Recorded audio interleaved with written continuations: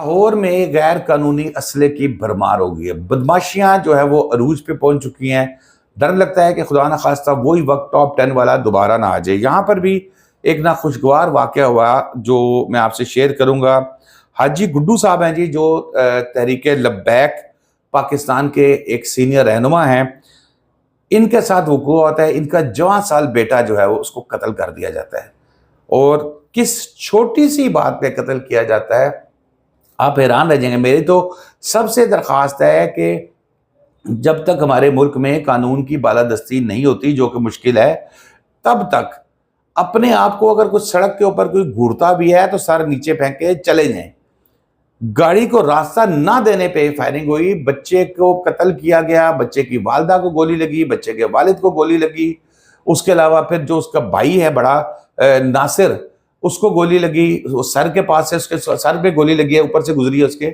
وہ گولی لگی۔ یعنی کہ اتنی گولیوں کی بچھاڑ کی صرف اس لیے کہ گاڑی دولہے کی گاڑی کا، اور رشتہ دار ہے آپس میں کہ جی دولہے کی گاڑی کے پیچھے میری گاڑی لگے گی۔ اب وہ جو حاجی گڈو صاحب ہیں وہ کہتے ہیں کہ جی میرا تو تھا کہ بھائی بچے ہیں، کوئی کو پی پو کے نکلے ہوئے ہیں، کوئی بدتمیزی کر رہے ہیں، چلو میں پیچھے ہو جاتا ہوں، ان کو آگے کر لو۔ اور پھر کزن کی کوئی شادی تھی ان کے اس پہ، اور یہاں پر یہ ہوا کہ جی شادی پہ پہنچے، انہوں نے کہا جی میں جب شادی پہ وہ پہنچتے ہیں حاجی گڈو صاحب، تو وہاں پر جو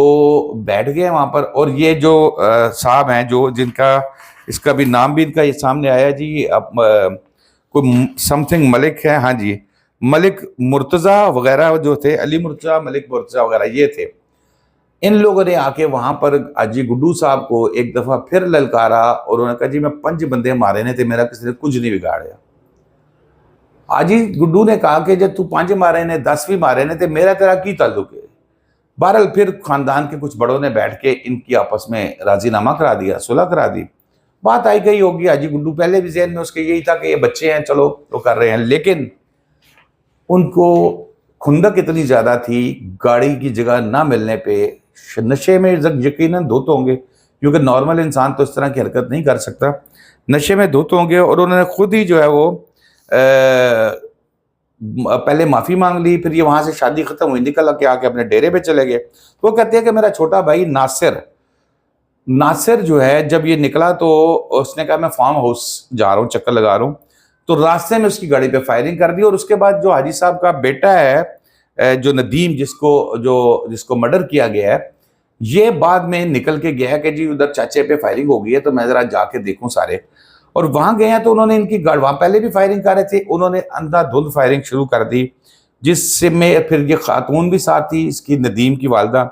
اور اس کے اوپر بھی گولی چلائی، وہ بھی زخمی ہو گئی، اور فائرنگ کی گئی اور والدہ بھی زخمی ہو گئی، اور ندیم کی سر میں کہتے ہیں جی گولی لگی، اور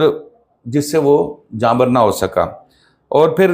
گن مین تھا، ایک زخمی ہو گیا، پھر ایک اور ان کا عزیز تھا، اس کو بھی زخمی کر دیا۔ اور وہ حاجی گڈو صاحب یہ فرماتے ہیں کہ جناب ہمارے ساتھ الٹا یہ ہوا کہ ایک تو ہمارے گھر میں لاش پڑی ہوئی تھی، زخمی پڑے ہوئے تھے، اوپر سے پولیس نے ہم پہ ہی آ کے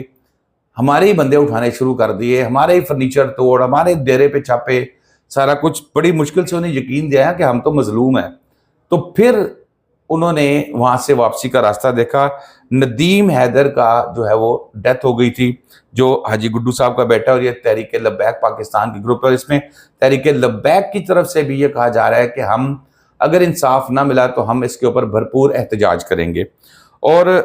ملک مرتضیٰ میں نے بتایا کہ جو FIR میں نامزد ملزمان ہے، علی مرتضیٰ، طاہر عباس، خضر اسد، حمزہ، یہ لوگ مسلح تھے، اور ان کے نام کے آگے پب لگتا ہے، پب جو ہے نا، یعنی کہ ملک پب، مرتضیٰ پب، للکارا، انہوں نے مارا تھا، اور وجہ نات صرف اور صرف گاڑی کا راستہ نہ دے رہا تھا۔ دوستو اب تک کے لیے اتنا ہی، شاداب ریاض کو اجازت دیجیے، اللہ حافظ۔